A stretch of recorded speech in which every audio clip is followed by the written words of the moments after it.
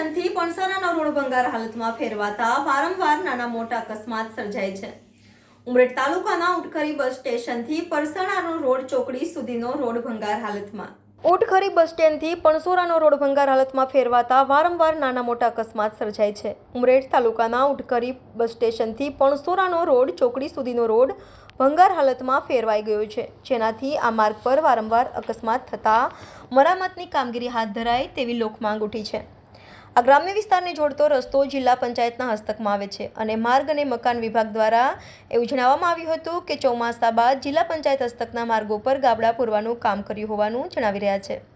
બીજી તરફ જિલ્લાના અનેક માર્ગો ભંગાર હાલતમાં ફેરવાઈ ગયા છે.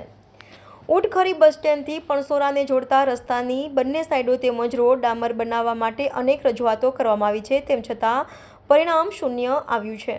ઉટખરીની હર્ષદનગર તેમજ ઉટખરીથી મેઘવા તરફનો રોડ રસ્તા પર ખાડા પડી ગયેલા છે, તેમજ ઉટખરીથી કાંજીપુરાથી હરિપુરા તરફ જોડતો કાચો રસ્તો ડામરિંગ પાકો ડામર બનાવવા માટે પણ રજૂઆતો કરવામાં આવી હોવાનું પૂર્વ સરપંચ છત્રસિંહ ચૌહાણે જણાવ્યું હતું.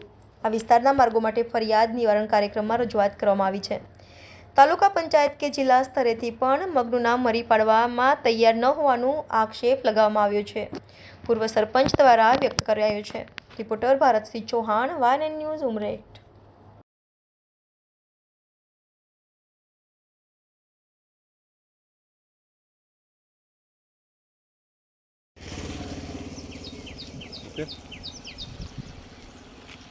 આજ રોજ અમે સમગ્ર ગામજનો ઉટખરી તાલુકો ઉમરેઠના સૌ રહેવાસી, હું ગામના સરપંચ તરીકે માજી સરપંચ તરીકે કહેવા માગું છું કે આ જે છેલ્લા સમયથી આ ઉટખરી પણસોરા રોડ, ઉટખરીથી હર્ષદનગરનો રોડ, ઉટખરીથી મેઘવા તરફ લક્ષ્મીપુરાનો રોડ, તમામ રસ્તાઓ જે પેરેલલ ગ્રામ્ય લેવલના રસ્તાઓ, જે ખાસ ગામજનોને ઉપયોગી રસ્તાઓ, જે ખેડૂતોને મધ્યમ ગામના વિદ્યાર્થીઓ માટેના અવર જવાના મુખ્ય રસ્તાઓ, જે આજે ખેતી પ્રધાનની વાતો કરતા હોય આ સરકારશ્રી, તો આવા જે રસ્તાઓને છેલ્લા 7-8 વર્ષ થયા છતાં આજે આ ડિજિટલ ભારતના વાતો કરતા આ સરકારમાં મારે થોડું શરમજનક સાથે કહેવું પડે છે કે આ રસ્તાઓ છેલ્લા 7 વર્ષથી અમે ફરિયાદ નિવારણ, તાલુકા ફરિયાદ નિવારણ, જિલ્લા ફરિયાદ નિવારણ, તમામ ગ્રામજનોની રજૂઆત સરપંચશ્રી તરીકે આ રસ્તાઓ મેં રજૂઆત સરકારશ્રીમાં, માર્ગ મકાનમાં, જિલ્લા પંચાયત ધારાસભ્ય લેખિત મૌખિક રજૂઆતો કરવા છતાં એના જે અમને નેગેટિવ પોઝિટિવ જવાબો મળ્યા ખરા, ખાલી આશ્વાસન પૂરતા જવાબો મળે છે કે આ રસ્તાઓ આટલા લાખ મંજૂર થયા, આટલા કરોડ મંજૂર થયા,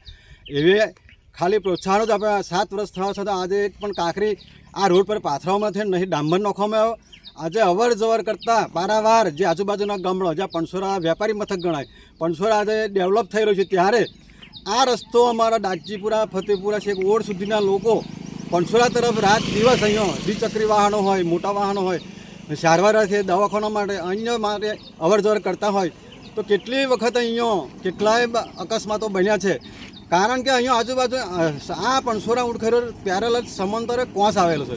કોસની બાજુ જો કોઈ રાહદારી અહીંયા પટકાતો સીધો કોસમાં જ સીધું બાઇક કે કોઈ વાહન ઉતરી જાય છે. આવા ઘણા બધા પ્રસંગો અહીંયા બન્યા છે.